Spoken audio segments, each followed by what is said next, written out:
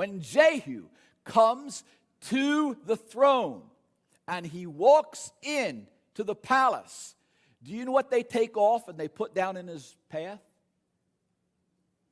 Their cloaks. Their clothes. The imagery around Palm Sunday is not just mistaken, haphazard.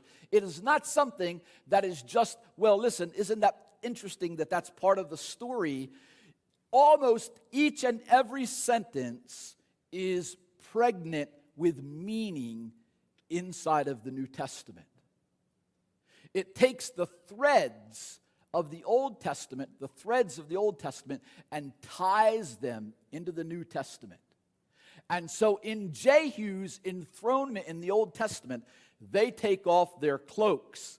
And Jesus is, let's use this terminology because that is the visual, he is enthroned on the back of the donkey.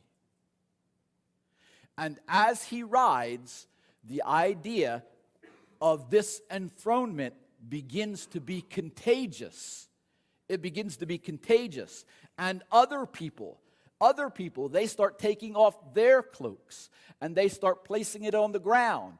And then the symbols of victory and the symbols of a king who returns from battle, that gets taken off the trees, and they start waving their palm branches because this one who's riding through Jerusalem is the king, and they shout the word Hosanna, Hosanna, Hosanna.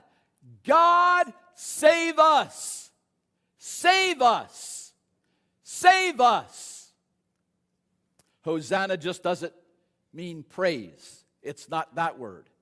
It's not the word you're going to shout at a Phillies game when Schwarber hits a home run. You don't shout Hosanna in that moment.